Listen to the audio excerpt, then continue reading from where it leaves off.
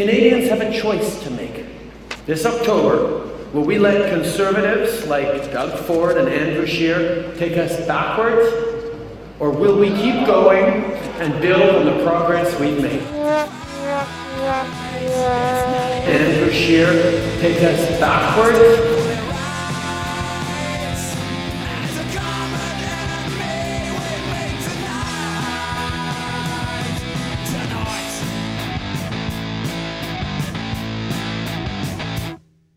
As a government body, looking at how every different decision can have an impact on women in a positive or a negative way.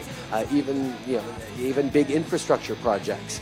You might not say, oh, what does a gender lens have to do with building this new highway or this new pipeline or something? Well, there are gender impacts. When you bring construction workers into a rural area, there are social impacts because they're mostly male construction workers.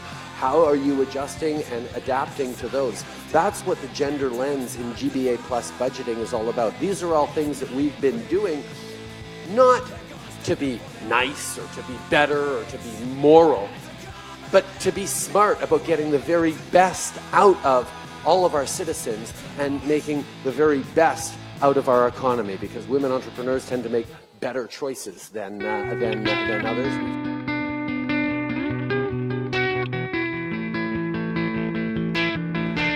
I need to know how you're going to protect future Canadians like my young daughter and 10, 15, 20 years from now, when you're letting people in with an ideology that just does not conform to what we're doing here.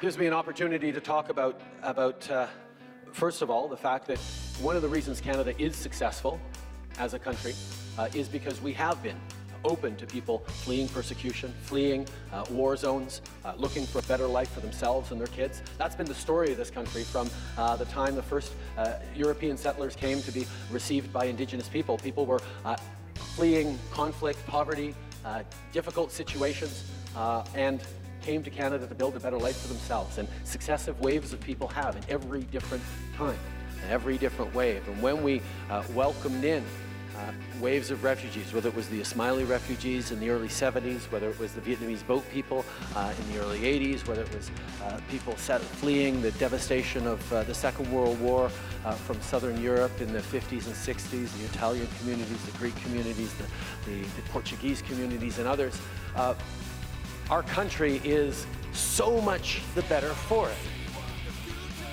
And there is a sense at one point that, okay, maybe now that's enough. Maybe we have just about all the diversity we can handle and we shouldn't have any more.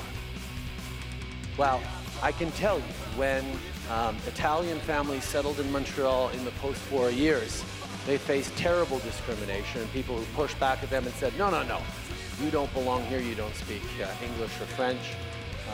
Every wave of immigration has faced pushback because of how they dressed, or how they sounded, or what their belief was, what their religion was.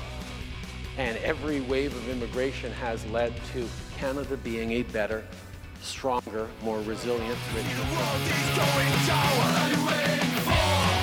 Open up your eyes and see that nothing is fine. There's no